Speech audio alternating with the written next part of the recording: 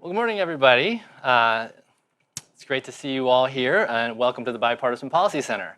I'm Sasha Mackler, and I lead the energy program here at the BPC. And today's event is part of a series that we've been hosting this week, which is Earth Week, showcasing important policy challenges as part of BPC's solutions-oriented approach to the climate challenge. And earlier this week on Tuesday, we hosted a great conversation on the future of carbon capture, utilization, and storage. And later today, we'll be on Capitol Hill featuring an event with Representative Joyce from Ohio and Jigar Shah, who heads up the Department of Energy's Loan Program Office, which will be showcasing the collaboration between the private sector and the public sector in the clean energy economy and investments in the clean energy economy across the US in both red and blue states. So we're really excited about all of these discussions. But this morning, our topic is what's the federal role in improving carbon credits? And I'll just say that carbon credits, voluntary carbon markets more broadly have emerged as a key financial tool for the private sector to invest in decarbonization efforts, generally in areas where there are not regulations. And these credits enable companies to voluntarily support beneficial climate activities or projects in exchange for a credit that can be used to offset or meet their own internal environmental goals. If these credits are designed effectively, they have the potential to drive significant capital towards climate beneficial projects and to reduce emissions. However, if the marketplace for carbon credits has weak standards or poor safeguards, then bad outcomes can result, which can include wasted money, a lack of credibility, financial risk, and even legal risk. And the unfortunate reality today is that low-quality carbon credits do persist in the market for a variety of reasons. And this raises concerns about their viability to play a meaningful role in decarbonization. Our view here at BPC is that the mechanism of carbon crediting is important, especially given the limited toolkit that we have for decarbonization efforts. So rather than saying we just need to get rid of credits because they don't work, we think it's important to diagnose the challenges and endeavor to fix them so that credits can support markets and activities that the demand and the supply is clearly asking for. So how can we best do this? That's the topic for today's conversation. And I should just note that we're also rolling out a report today with our partners at Carbon Direct that is evaluating, what is the federal role in improving carbon credits. We've outlined 5 options, from very light oversight from the federal government to extensive intervention by the federal government. And the panel that follows the Fireside chat that we'll start off with today will unpack those 5 options in a little bit more detail. We've got a great lineup here today. We're really privileged to have with us one of the leading figures in the federal government thinking about these issues, Rostin Behnam, who's the chairman of the Commodity Futures Trading Commission. And then we'll have a panel of experts that's led by my terrific colleague, Leslie Jantarasamy, and she'll lead that discussion here in a few minutes. But why don't I welcome the chairman up to the stage here? Thanks. I know you're a really busy guy. So we appreciate having you here with us today. I'll just say that for anyone that doesn't know about the CFTC, and we're looking forward to hearing about the work that you're doing, Mr. Chairman, it doesn't take a lot of time if you start researching what's happening in the marketplace and in financial markets generally. You immediately come across the CFTC and the work that you're doing. And I'll just say that the chairman has been on the CFTC since September 2017 and was nominated and confirmed in January 2022 to be its chairman by a unanimous vote in the U.S. Senate. During his time at the CFTC, you've really been an advocate for well-regulated derivatives markets, and you've started to explore climate-related financial risk, which is something we really want to talk with you through today. We actually had a conversation with you about 2 years ago when you started to explore this issue here at BPC with Senator Whitehouse, and we're really happy to have you back. So welcome. Thank you. So let's just dive right in. What we'll try to do here in this discussion is take about 15 minutes or so and have a conversation, and then we'll open it up for a little bit of Q&A. We have a strong online presence, so we'll take some questions from the audience, both online and here in-house. Sure. But, It's probably worth stepping back a little bit and just helping everyone here have a sense for who the CFTC is and what you do. So can you just give us a little bit of a backdrop and then we'll dive in? Sure. Thanks, Sasha. And it is good to be back here. It has been 2 years since we have been together, and that was a really special event with Senator Whitehouse talking about a report that we put out managing climate risk in the U.S. financial system. CFTC, the Commodity Futures Trading Commission, we're one of 2 market regulators in the federal government and one of many financial regulators if you pair on the banking regulators. We are a market regulator over derivatives contracts. Derivatives are financial contracts whose price is derived from an underlying commodity. Historically, commodities have been agricultural commodities, and then over time they've evolved to energy, metals, and then they really evolved into financial contracts like foreign currency, credit, interest rates, and a number of other types of financial derivatives contracts. The markets at their core are about risk management and price discovery. So to use a very simple example, and one that I use often, you can imagine an American farmer who has 10,000, 20,000 acres of land. They have a lot of risk during the planting and the growing and the harvest season that could be related to climate, that could be related to the market and trade and other geopolitical issues, as we're seeing with Russia and Ukraine.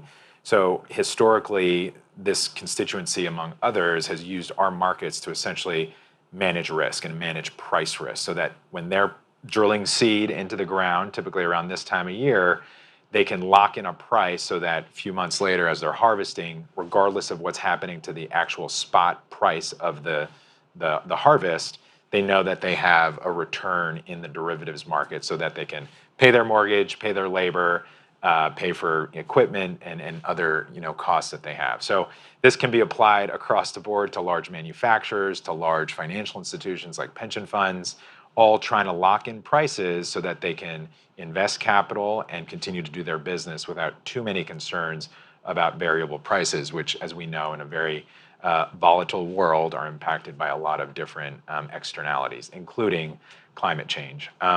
So we have a bipartisan 5-member commission. I've been chair, as Sasha pointed out, since 2021 as acting, and then since 2022 as permanent. And I started working on some climate issues going back to 2018 and 2019. And really, I mean, the CFTC becomes a very important component of the transition plan and climate change generally, because, like I said, at our core, we are a risk management agency.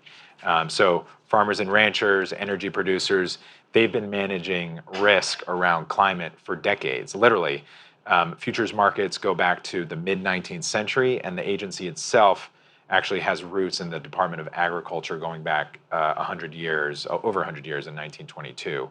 And we spun out as an independent agency in 1975. So a natural connection in my mind with the discussion we're having around climate change, and one that I've been very proud to sort of elevate the agency on a global sort of scale, but one that we're going to play a really important part, not only across the board on climate issues, but certainly with the voluntary carbon markets. Yeah, so that's great context. So just can you say a little bit about where you think you fit in terms of carbon credit quality, and Yeah. what role would the CFTC have there? Yeah, so we have listed futures contracts on our CFTC regulated exchanges that reference carbon offsets.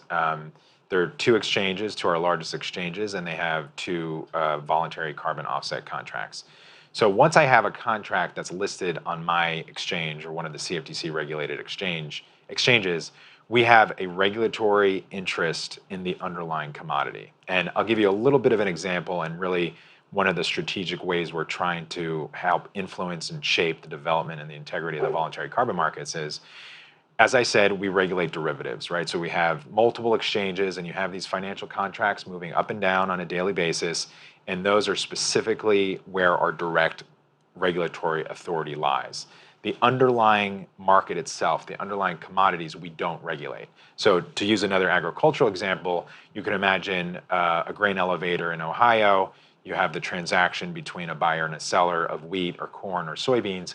We do not, the CFTC does not regulate that cash transaction of a commodity. This goes with metals, this goes with energy products, this goes with any other hard or soft commodity.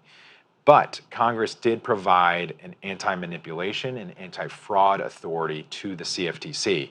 And the sort of policy reason and intent behind it is, you can imagine, if there is a fraudulent sale or if there's manipulation in an underlying commodity transaction, and we can just use that example that I gave earlier about that grain elevator in Ohio, that price, that manipulated price or that fraudulent price, will then be reflected in the markets that the CFTC oversees.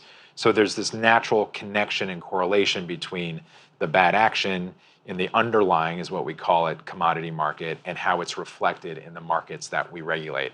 So we've actually historically brought, we bring a lot of enforcement cases. We're a civil enforcement agency, but we have historically brought a lot of enforcement cases in underlying markets, including in agriculture, energy, and even the crypto markets more recently, because of this very unique anti-fraud, anti-manipulation authority. So going back to your question, Sasha, is we have these two contracts that reference multiple offset registries. And we now, because we have these contracts listed on our exchanges, have a vested regulatory interest in the health and the integrity of those underlying markets. Because if there is fraud or manipulation in those underlying commodity markets, then we can police those markets. And the last thing I'll end with is, if you look at the definition of a commodity in the Commodity Exchange Act, it's extremely broad. Literally, there's very few things other than a security that is not a commodity. And a security isn't even itself a commodity, it's just an exempt commodity. So everything, including carbon offsets, under the legal statutory framework that we operate under, is a commodity. So this is the lens with which we're looking at it right now, both the regulated contracts and then the underlying market, and trying to sort of support the development and scaling of them. That's really helpful background, thanks. And I want to get at this issue of risk and fraud in a second. But maybe we could start with, I know last summer you issued an RFI that was really meant to, and then a public convening, which was really focused on enhancing the integrity of these markets, as well as asking sort of, aloud the questions of, what role could CFTC play in kind of improving these markets. And just, really curious to hear, and I'm sure everyone here in the room and online would love to hear, what insights did you take away from that process, as it informs your thinking? Yeah, we had a convening in June of 2022, and we brought together a pretty diverse group of stakeholders to just talk about the voluntary carbon markets and some other issues as well. I think for me personally, having done work as a commissioner and producing this Managing Climate Risk report in 2020, that report was very comprehensive, and I would certainly encourage all of you to take a look at it if you're interested in climate change and its relationship to financial markets. But it was in fact that. It was extremely comprehensive because at that time, there wasn't much demand or desire from the administration, and I think this topic, specifically the relationship between financial market risk and climate change, was still developing. I wouldn't say it was incubational. There had been a fair amount of work overseas, but I think from a US perspective, it was the first of its kind. As I became chairman, I wanted to refocus and think about what we could do at the CFTC as opposed to this more broad, sort of expansive effort. As everyone knows, President Biden has made climate change one of his #1 priorities, and he's done a number of things, including the Inflation Reduction Act to support climate transition. But all of the regulators are starting to think and have been thinking about climate change. So the convening was getting folks together, trying to build coalitions, trying to get ideas and thoughts about what we could do at the CFTC to sort of support the transition to net zero. And ultimately, there were a number of good ideas that we are sort of knocking around. And you mentioned an RFI, a request for information, which we issued afterwards. And the ideas range from disclosure regimes to scenario analysis and stress testing, our registered entities, to using the data we have, which is very critical from a commodity perspective. And all of these are very important components. They were all included in the report we produced in September of 2020. But I'm trying to be a little bit more prescriptive and surgical in what we can do to truly be effective and not create redundancies and essentially unnecessary work that really wouldn't produce an effective outcome. So ultimately, I think a lot of the focus has been, in fact, on the voluntary carbon markets. And I heard, before I stepped up on the stage, you mentioned the paper that you were issuing and sort of having a broad spectrum of where the positions are on what role the government should and can play in the voluntary carbon markets. And in fact, I think we almost got the same reaction. And this was through the RFI that we, I think, published for about 90 or 120 days. And certainly some comments were, stay out of it, let the markets evolve and scale on their own. And others were very sort of aggressive, even to the point of, and you mentioned this or alluded to it, get rid of these markets, right? Because they are fraught or wrought with fraud, but also they become a scapegoat for actual thoughtful transition plans by corporates or by countries and individuals themselves. So we're trying to balance that scale and that spectrum. I personally think that there's going to be an important role if we think about transition risk itself as it relates to physical risk and what our goals are over the next few decades. And ultimately, as a market regulator, I know that efficient, well-run, transparent markets incentivize capital investment, incentivize allocation of capital ultimately, and that can support really what the end goal is here, which is supporting strong, thoughtful, effective transition plans. Yeah, that's right. It's great to hear. And how close is the line between bad credits and fraud? And are we there yet in the market? Yeah, so I'm going to jump around a little bit, but get back to your question directly. And this is an interesting challenge we have, and I often use an example, and I've said this to members of Congress, both in private but also in a hearing setting. The reason I think we should play a role in this, and the reason that I think we have to draw lines, we the CFTC, we're a market regulator. I certainly know that very clearly, and I stop the line at that. We are not an environmental regulator. It is not our duty or responsibility or our area of expertise to sort of police or set standards or methodologies for registries, right? But to your point about where is that line with fraud and manipulation, you can imagine a registry which supports a project, and let's focus on sort of a nature-based offset, 1,000 acres, planting trees, sequestering X tons of carbon. What can we do as a market regulator to ensure that that credit that's being generated from that project is in fact what it suggests it is, right? That it is in fact sequestering X tons of carbon, and that is in fact from a certain area, on the globe. And that is where fraud or manipulation can become a very powerful tool, because if that registry is not what it sort of suggests it is, that's a fraudulent sale. That's a fraudulent sale of a commodity. There are often secondary markets of these credits. It's not uncommon that, let's just use a corporate entity purchases a credit from a registry. That corporate will then retire that credit and sort of bank it, and you won't see it again. That's fine. That's a very typical occurrence. But there's no doubt in my mind that at some point, and it is occurring right now, you're going to see a secondary market emerge for these credits, right? So they're going to be a purchase and sale by not the registry itself, the purchaser, and a secondary or third layer sort of buyer and seller. And that's where the manipulation becomes very important. And I'm going to use a quick example. The Renewable Fuel Standard, which some of you may know, was set, I think, in 2005. And it essentially put on the EPA the legislative and regulatory duties to set up the Renewable Fuel Standard, right? I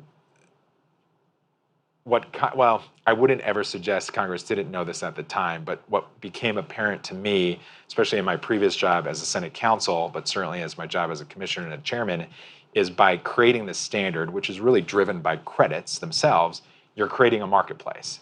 And I said this during my nomination hearing because the Senate Agriculture Committee and members on the House as well have been very supportive of the Growing Climate Solutions Act, which is putting responsibility on USDA to come up with a voluntary carbon offset scheme and sort of methodologies. But by creating these schemes, you're essentially creating a marketplace. And with all due respect, of course, to the Department of Agriculture and the EPA, amazing agencies that have very, very specific expertise, they're not market regulators, right? So I've been very clear in my advocacy about let's make sure we think through this completely. Policy is good, policy is smart to create incentives for the marketplace, but we also have to be mindful of creating these markets themselves and wanting to make sure that we have a market regulator that can police the markets. And the RFS example, the RINs are generated from, at least in part, from the RFS program, and the CFTC has come under a lot of questioning over many, many years about whether or not they have the authority to police the RINs market, because there were periods of time, 5 or 10 years ago, where we saw a lot of speculation and a lot of volatility in the RINs market, and a lot of the producers were quite upset because they didn't think the price discovery system and scheme was happening. So my hope is that as we think about policy schemes, official sector schemes around the voluntary carbon markets, we can be mindful of the fact that we're creating a market in and of itself. Yeah, no, and it really raises a lot of questions for me, which I would love to explore with you around kind of how you see the federal government as a whole kind of getting involved in sort of enhancing these markets, not just the CFTC. But I am mindful of time, and I know there's a lot of people in the audience that would like to kind of ask you some questions. So maybe we can sort of conclude this part of the conversation just with a final question to you, really around where do you see the CFTC going now? What are the next steps here for in your mind, and kind of how you're going to approach these issues? Yeah. So we're going to hopefully sort of turn to phase 2 after the convening last year and the RFI, gathering the comments. We're working closely with Congress, certainly, but stakeholders as well. There's a number of private sector initiatives, including the Integrity Council on the Voluntary Carbon Markets, the ICVCM, which has done a lot of great work. We have to think about what role we can play and what policy we can push out within the 4 corners of the statute, right?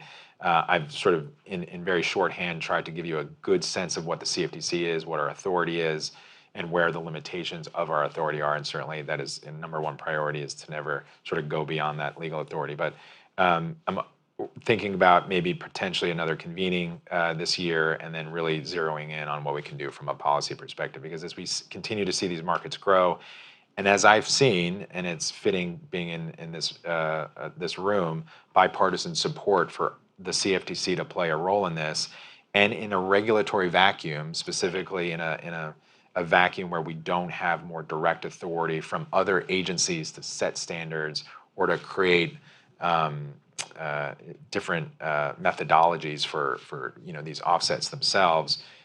We'll use whatever tools we have to sort of police the markets and set standards for the markets that we know well, and see if there's any sort of correlation between what we're seeing in the growing and scaling offset markets. Got it. Okay. Well, it's something we can definitely, we'll all be watching to see where you go, and hopefully, we can be a part of kind of the process of helping to shape all of this. So appreciate that. Yeah, thank you. Well, I think now we'll turn to the audience for some questions. If you're online, you can use the chat box on the YouTube channel to submit your question, and we also have folks here in the room. Please, if you're in the room and you ask a question, it'd be great if you could stand up so the camera could capture you for those online, and we'll just open it up and see if anyone has any questions. Yeah. Please identify yourself as well. Yes. That'd be great. Hi, Martina Simpkins with ANEW, formerly Blue Source. You mentioned you're working with Congress, a lot of stakeholders. I was wondering if you could maybe say something about any interagency process or workings that I assume are happening, since in the all-of-government approach, so many other folks are involved as well. Yeah, it's a great question. We've certainly been working with Treasury, and as you pointed out, there's a number of efforts by the Secretary across the board on climate issues and climate finance. So we're working closely with them in many respects, sharing both where our authority limitations are, what we think we can do and produce, supporting some of the efforts the Secretary has made in terms of convening committees and thinking about these particular markets. And then I would say, more importantly, we have to, what I've been both encouraged by and in part surprised by, but not totally shocked, is that we're really seeing a ton of interest from the private sector in our markets to have new products and new ways to manage the risk associated with carbon offset markets.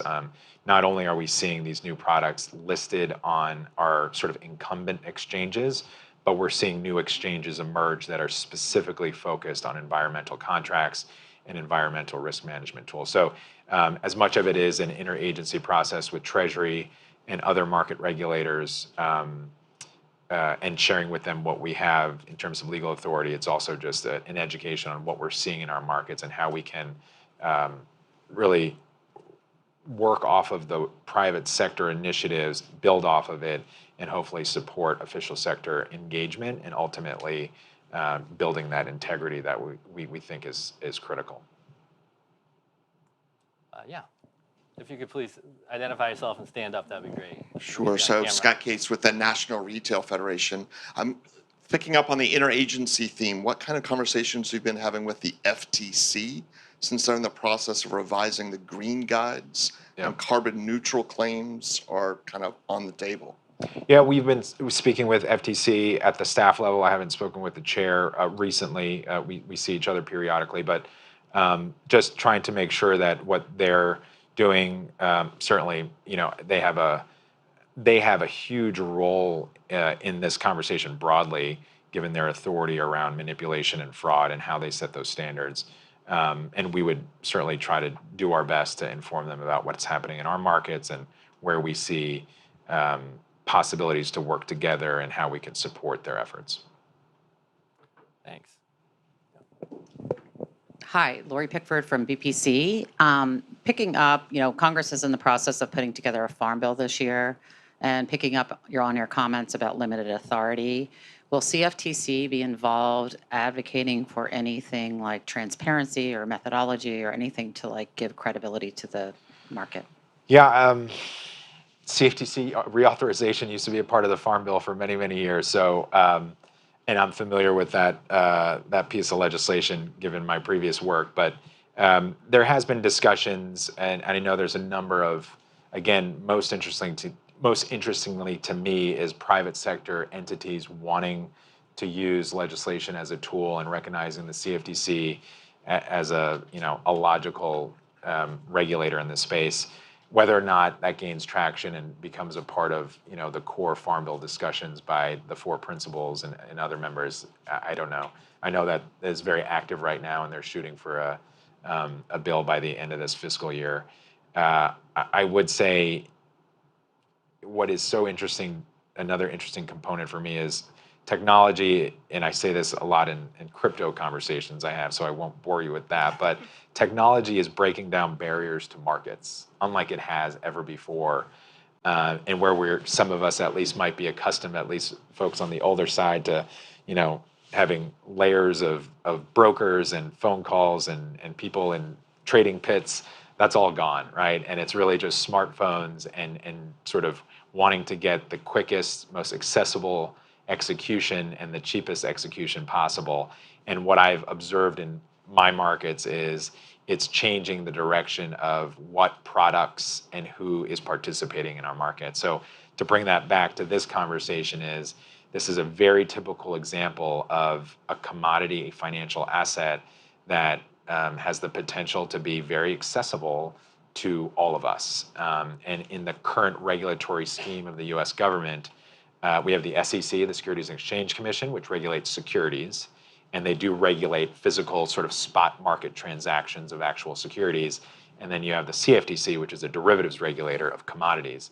But what we're starting to see is the emergence of commodity financial assets, but what we don't have is the actual cash market regulator of commodities. And that's something that's very prevalent in the crypto space, but I do see it as a potential issue because as much as we think about, corporates wanting to buy offsets or even, countries, there's going to be a time, and I know it's already sort of emerged, where we're on an individual basis, we're going to want to lower our carbon footprint, right? So a carbon offset credit becomes a very powerful tool for individual reductions of carbon footprints. And I think this is going to be an emerging market that I think it's really important for the US government to think about what's the apparatus we have in place right now, including the CFTC, and let's maybe amend some statutory provisions so that we have integrity, we have transparency, and we have that opportunity for retail investors and institutional investors to say, you know what, I trust this market because it's regulated by a federal market regulator, and I want to be able to participate in that market. Well, that's great, and I think unfortunately we're gonna have to leave it there because we have to save time for the next panel. There's a lot more we could talk through, and this is definitely something we're all gonna be watching, and we really appreciate the time that you took to join us today and give us that backdrop. Thank you. So thanks for joining us. Always great to be here. Thank you. Thanks. And we will now just transition to the next panel where we'll be talking about this BPC report and some other issues to build on the conversation we just had. Thanks. I really appreciate that.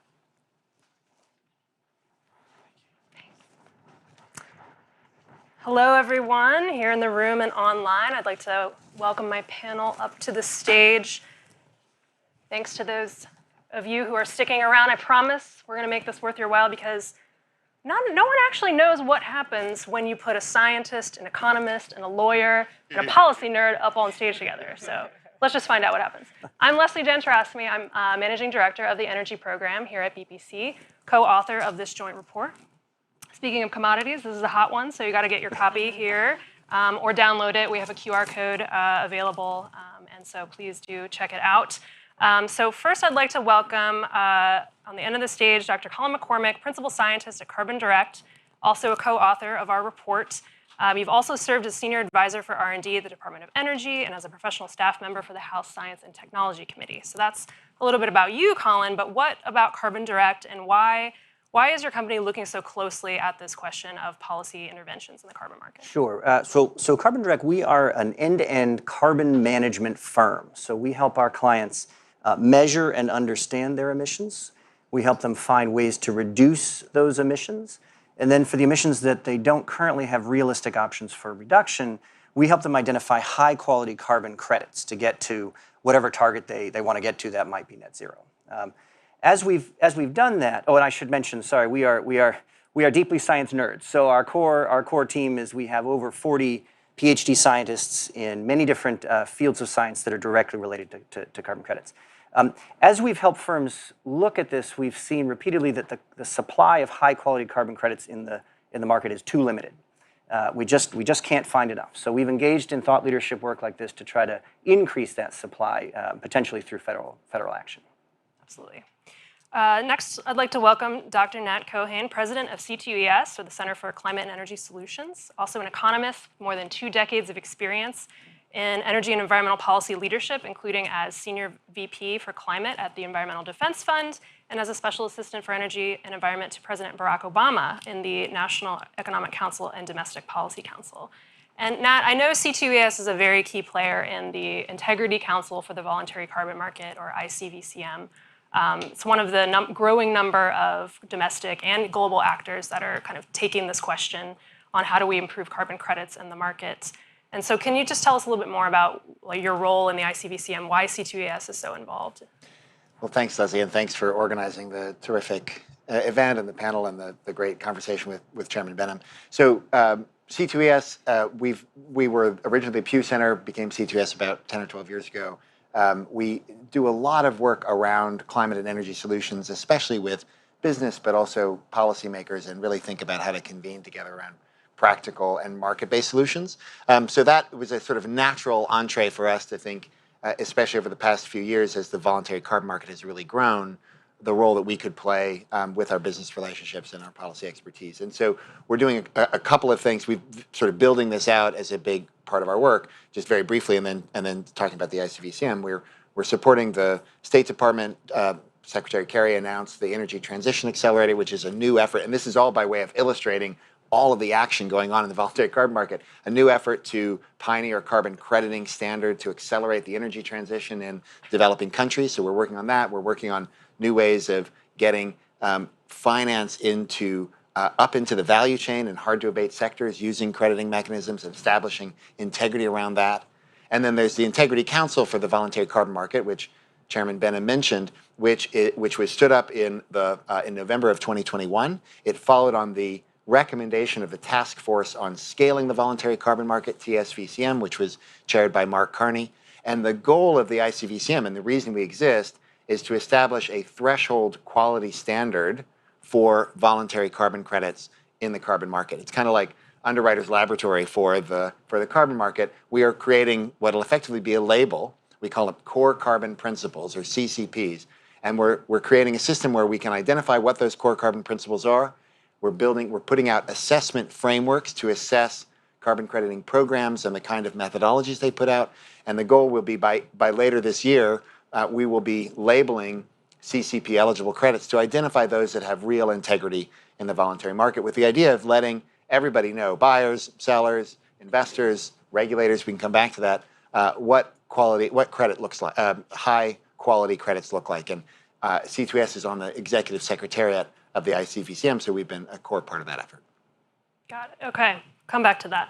So next, I'd like to welcome Deanna Dow, Partner and General Counsel with Capital Counsel LLC and one of the foremost experts in energy and financial markets and regulations. She's a specialist in futures and derivatives markets and has previously held senior roles at the CME Group, which is the world's largest derivatives exchange, the New York Mercantile Exchange, the self-regulatory organization now known as FINRA, or the Financial Industry Regulatory Authority, and then the CFTC as well.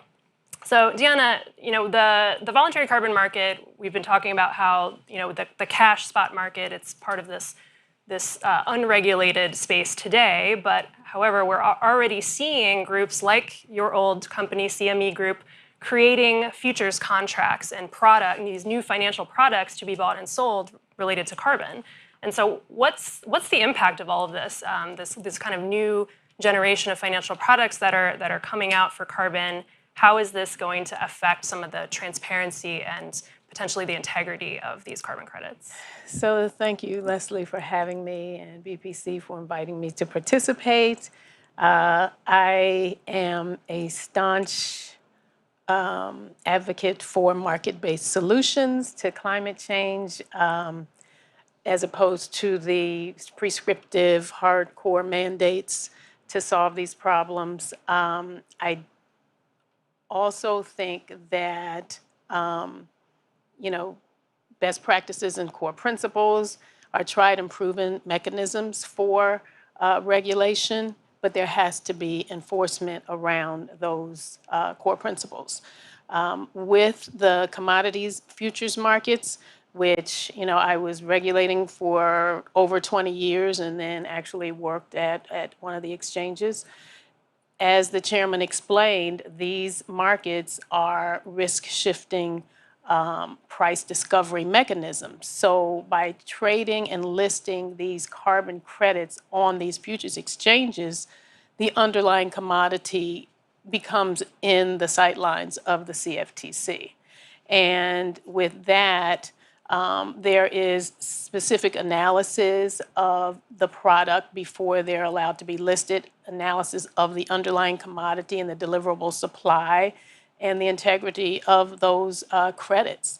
So with them being listed on the futures exchanges, you're clearly getting greater transparency, and there's also a requirement that these carbon credits be legitimate and be verifiable. So, that is, I think, where you would see another type of innovative product. The chairman talked about all the innovative products. That's one of the innovative products that's currently out there that can potentially drive the cash market for these products. Okay.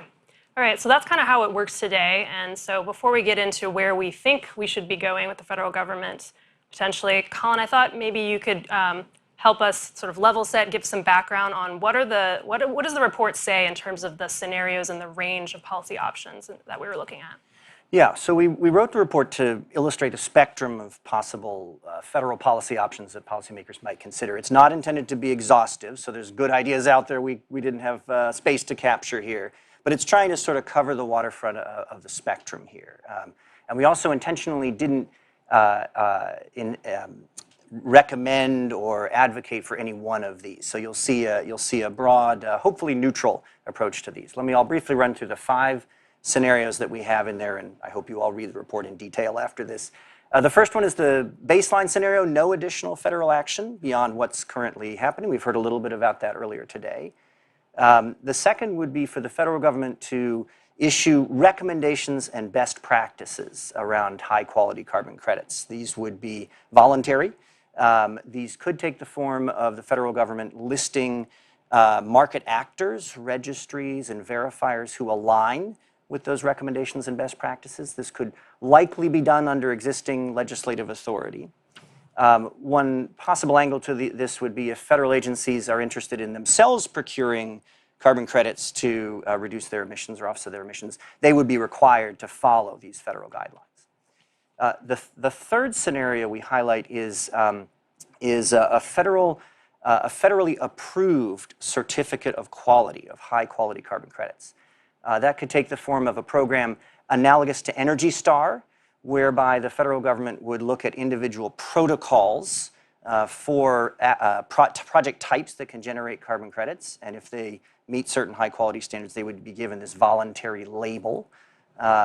It could also take the form of the federal government working through the private sector standards development organization, so that's ASTM, ANSI, that kind of thing.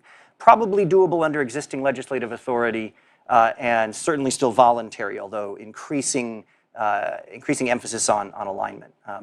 The fourth option would be around a self-regulatory framework. The federal government would assist the creation of a self-regulating framework. That would envision a private sector self-regulating organization analogous to FINRA, perhaps, with a federal backstop. So a federal agency would provide regulation of that SRO. That would likely require new federal legislative authority, although that's maybe up for discussion. And then the fifth scenario would be direct federal regulation of the carbon credit market, which would clearly require new legislative authority and would be mandatory on all U.S. entities. So. Okay, great. That's awesome. We have acknowledged now a range of options. There's also important work internationally that we reference. So Nat, in the ICVCM, where you've published now this set of core carbon principles, there are now this framework and procedure that also includes potential oversight and enforcement practices, but there's not envisioned to be kind of a government role there. So in your mind, and from your vantage point, is anything more needed from the federal government domestically, or can we get to where we need to go without them? So let me start by just making something clear, because some of us live our lives in the voluntary carbon market and the other carbon markets, and some people are learning about it for maybe the first time. So when we talk about the voluntary carbon market, which is really everything we've been talking about so far, that's the focus of the report, that's the focus of Sasha's discussion with Chairman Behnam, we're talking about carbon credits that companies are purchasing and using voluntarily, associated with voluntary commitments that they might make. So companies, increasing numbers of companies have net zero or carbon neutrality targets. There's a lot of discussion, I should say, I don't want to get ahead of it. There's a lot of discussion in the NGO world about how can you use carbon credits to meet those commitments in precise ways. That's a really robust discussion. Set that aside. Lots of great thinking going on there. But the broad point is, these are credits that are being used purely voluntarily by companies because they have a commitment on climate. They want to do something good for the world. That is in contrast to what is out there called a compliance market. There are regulators, environmental regulators. California is one. The European Union is another. Canada, Quebec has a carbon market. Washington State is going to have one actually in the north. Well, I live in New York, so I usually say here in New York, but not in D.C. But in the Northeast, there's a carbon market for electric power sector. So there are regulated carbon markets already.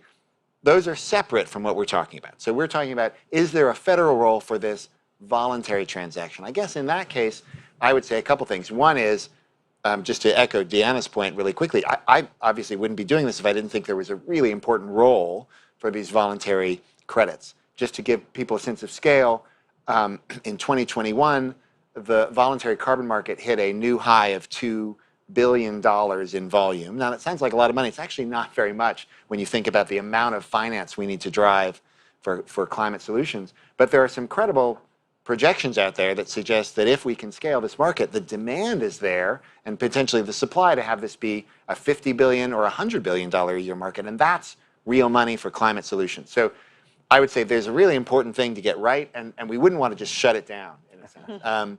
But it's also equally important that we get some high quality. Our mantra at ICVCM is build integrity and scale will follow. So the route to scale is integrity. And that comes back to what, as you mentioned, Leslie, what we've been doing to establish these core carbon principles. We published those at the end of March.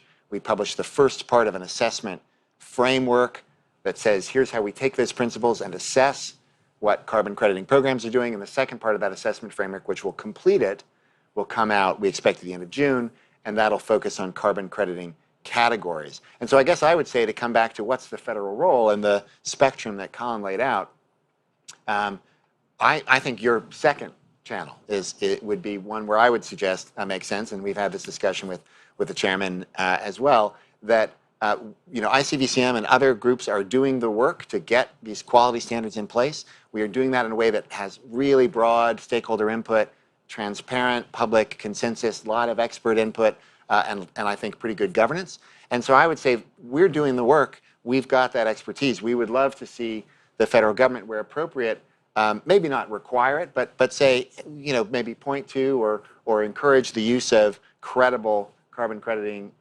standards, those threshold quality standards like ICVCM. But I don't think there's necessarily a need to reinvent the wheel. I think the chairman said, I'm not sure that CFTC, for example, has the expertise to say, well, here's a good carbon credit, here's not. And that's what we're trying to do. So would hope that the work we are doing in the Integrity Council can be used by CFTC, by other, perhaps by SEC when it thinks about disclosure, and be used by regulators more broadly. Okay, that's helpful clarification. And so Deanna, in your view and kind of experience on the regulatory side then, where do you see the need for increased federal involvement? So that's interesting. So Nat would pick scenario 2.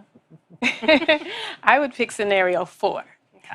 And that's the SRO, right? And it's interesting you mentioned the CFTC not having the skill set to assess the quality of the credits, but they are certainly qualified as a market regulator. And you don't have one without the other. Like he said, when you create these standards, you create a market.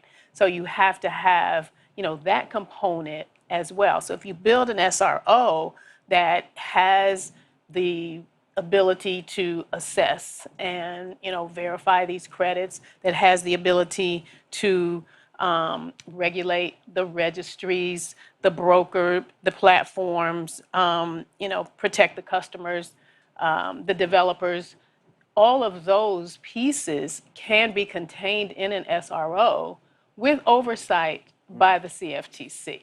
Now, typically SROs are statutory entities. They are not self-regulated entirely, and they are not, kind of self-created. They really are created through statute, and their authority is delegated from the federal agency. And in that role, there are compliance requirements. They have to send their rules to the regulator for approval. They are reviewed. There are rule enforcement reviews and those types of things to make sure they're complying with their statutory mandate. So it's a process that the agency delegates authority, but the SRO is the frontline regulator, but the CFTC oversees their activities. And then in the case of FINRA, the SEC oversees FINRA's role as they, are in charge of broker-dealers and all of their compliance requirements. When I was at FINRA, as a matter of fact, I was in a compliance and legal role there in charge of a program that was developed to assure compliance with verified credits on the Chicago Climate Exchange. Now, this was an exchange that was well ahead of its time. This was, almost 20 years ago. And they voluntarily came in and asked the FINRA, which was then NASDR, to develop a program and to regulate their markets. They voluntarily submitted to regulations. They didn't have to because it was a cash market product and it wasn't a security. But, that was a way for them to get the good housekeeping stamp of approval. And like I said, this market was ahead of its time, but, now I think there will be a demand. There was not the support for it in Congress. They weren't able to pass cap and trade legislation, and so the market was shut down. But, those are, I think, ways to, kind of look at how we can ensure that these markets are, transparent, that, the credits are verifiable. And I believe that the existing infrastructure certainly should be built upon, that we definitely are not starting from scratch, don't have to start from ground up. A lot of the protocols are already in place here and in Europe that can be used to build on and develop a market that really enhances the, the attractiveness of these markets and the confidence in these markets and that they will grow. Okay. So Colin, where do you come down on all this? I suppose I have the luxury of not having to pick one, having been here. I think maybe I do want to emphasize this point about the technical aspects, and I won't go into this in too much depth, but there are many different forms of carbon crediting projects. They involve forestry, soils, geology in emerging cases, and we're seeing new approaches to this and new protocols developed all the time. So one would have to ask the question of where does the technical scientific capability live in this? I mentioned we have over 40 PhDs in forestry, soils, ag, chemical engineering, geology, mineralization, and we struggle to be able to capture the technical depth of all of these. So anyway, my point there would be wherever we want to go on this spectrum, I would like to make sure we continue to think about both the market regulator competence, which is tremendously important, but also the sort of scientific underpinnings that need to be married to that in some effective way. That's right. Well, we are running short on time. I do want to ask if there are questions online, please do submit those into the chat feature on YouTube. If there are questions here in the room, feel free to raise your hands.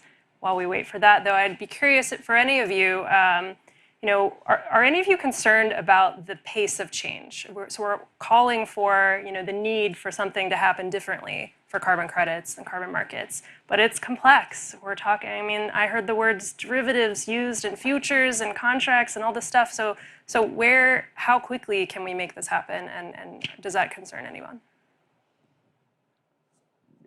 I'll go first.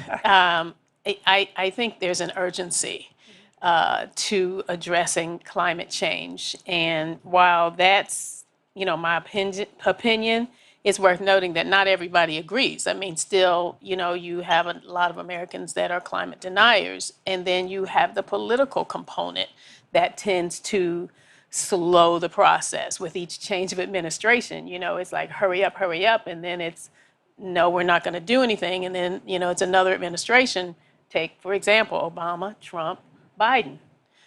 So those are the things that impact the ability to, keep the momentum going on this front. But, I think that we do see, a lot of folks that are getting on board and that are pushing to have, something done in this space, particularly the carbon market space, as a mechanism for addressing this issue.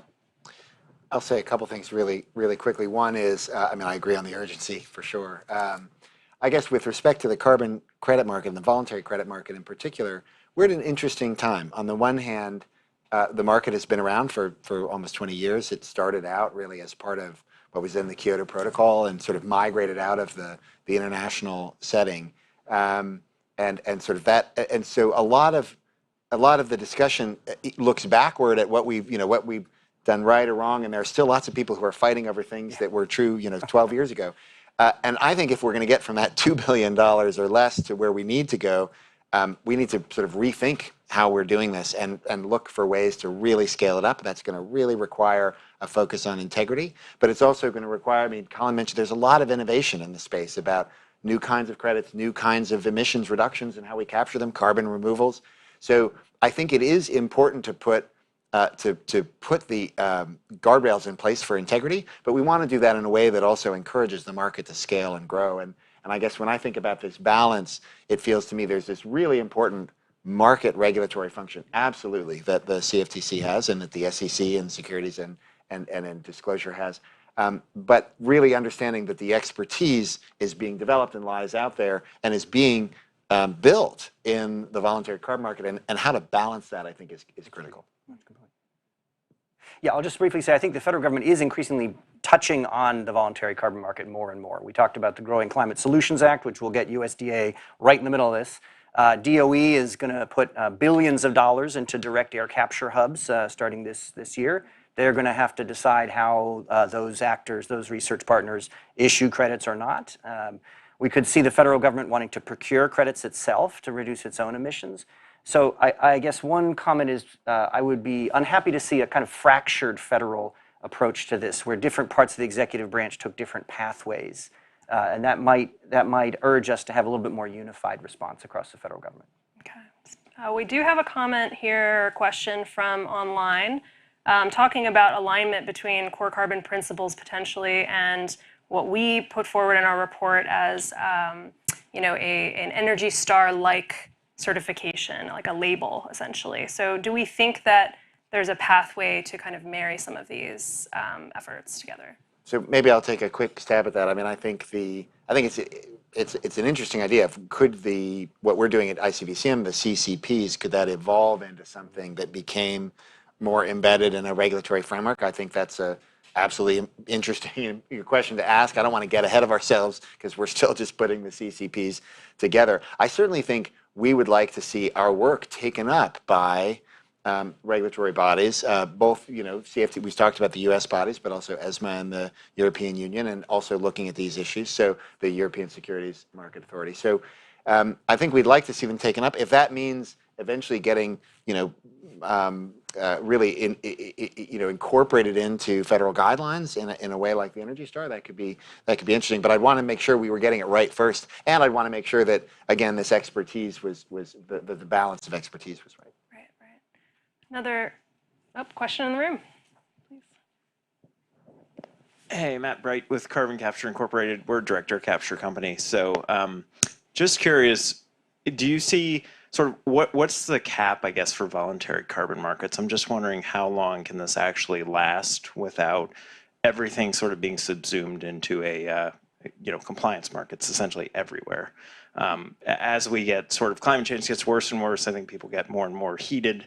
Voluntary carbon markets disappear, they become compliance markets, sort of. But meanwhile, sort of what is the ultimate level of sort of voluntary carbon markets while we have this framework here? I'm just wondering, sort of scenario 5 seems like everything eventually goes to it.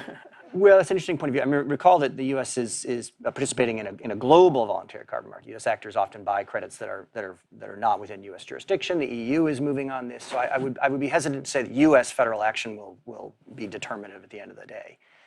Does everything end up in that? That's a good question. I'm not sure I see that.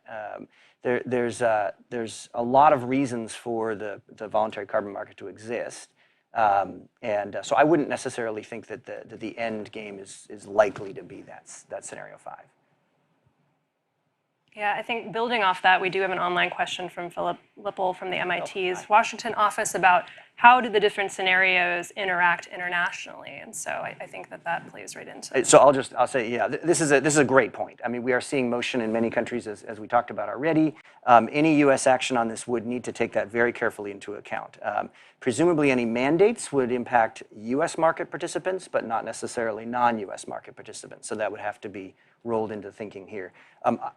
To the extent that there is federal action, I would love to see very careful interagency collaboration on this. So state needs to bring a very good understanding of what's happening globally to whoever's going to be thinking about U.S. federal action. If I could just say something really quickly on this. I think if we've been talking a lot about sort of the demand side and the market side, in other words, demand, the buyers, the companies that are buying these in the market.